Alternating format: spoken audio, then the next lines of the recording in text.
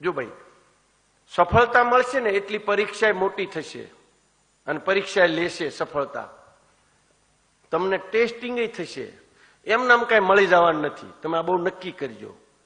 સફળતા તમને એમ હોય કે આને બહુ જલસા છે ને, એવા કોઈ સફળ માણસને જલસા નથી. એને જલસા પ્રોબ્લેમને છે ને ઘોળીને પી ગયા છે.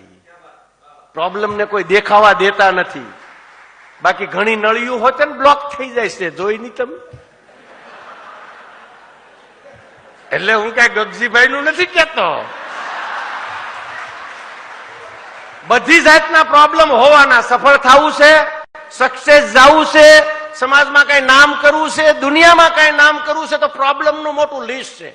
અને હું કાયમિક માટે કહું છું કે આપણે પ્રોબ્લેમ સામું જોવાનું થતું નથી. પ્રોબ્લેમને થાય એ કરી લે. આપણે તો સફળ જ થવું છે.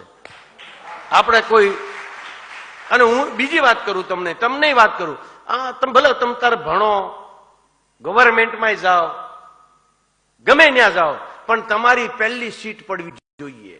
પૈસેથી નહીં, પર્સનાલિટીથી, ઓનેસ્ટતાથી, ખેલદિલીથી, સમાજ સેવકથી, એક અધિકાર તરીકે, એક અધિકારી તરીકે આજુબાજુ વાળા તમારથી સેટા રહેવા. આવું આપણો રૂઆબ હોવો જોઈએ. આપણે નોકરી તો કોને કહેવાય ખબર? નોકરવાની કરે ને એને નોકરી કહેવાય.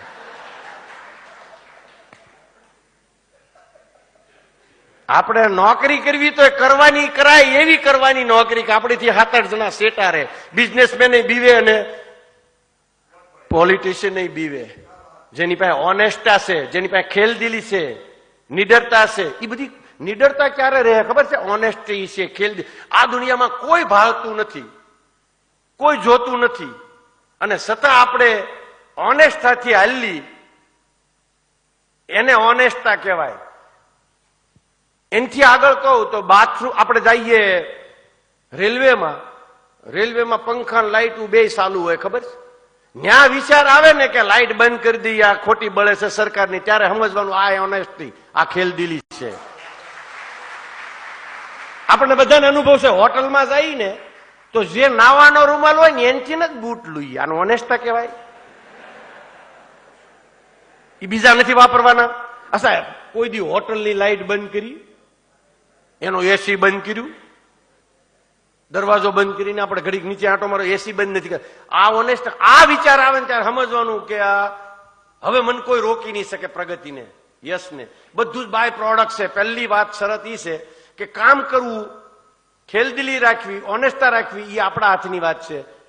બાકીનું બધું તો યશ, કીર્તિ, પૈસા, જશ, નામ, કામ બધું મળશે.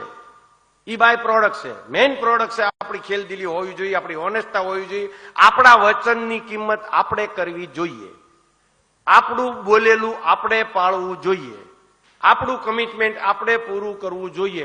ગમે એ હાલતે જે માણસ પોતાનું કમિટમેન્ટ તોડે ને એને બહુ આશા નહીં રાખવાની કે એ સફળ થઈ શકે. ટેમ્પરરી થાય.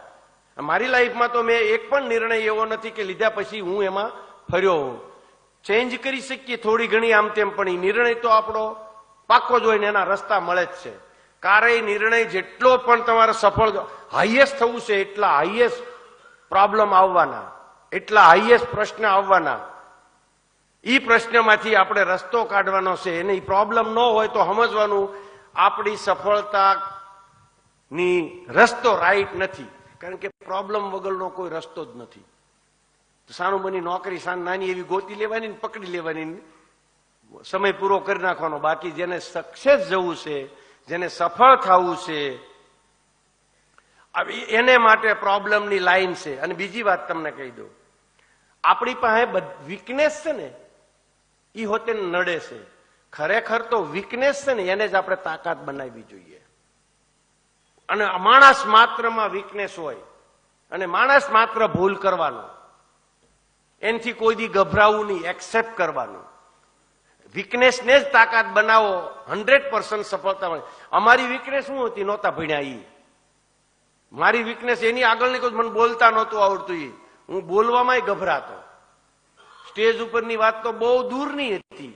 લેક્ચર આપવું એ તો સપનોમાં વિચાર નહીં કરવાનો. આ બધી અમારી વીકનેસ હતી, પણ અમને ખબર હતી વીકનેસ છે એટલે કાયમિક માટે અમે એની ઉપર જ ફોકસ રાખ્યો. હજી હું કાયમી આજે હું કહું છું કે હું ધંધામાં હું એટલો માસ્ટર નથી. મારે ત્યાં જે લોકો કામ કરે ને એની કરતા હું માસ્ટર નથી. બધા હોશિયારો છે મારી કરતા, મેનેજમેન્ટમાં, પરચેસમાં, ખરીદીમાં, મેન્યુફેક્ચરિંગમાં, બનાવવામાં, બધા મારી કરતા હોશિયાર છે. તોય હું મેનેજમેન્ટ કરું છું, કારણ કે મને એટલી જ ખબર છે હોશિયાર કોણ છે.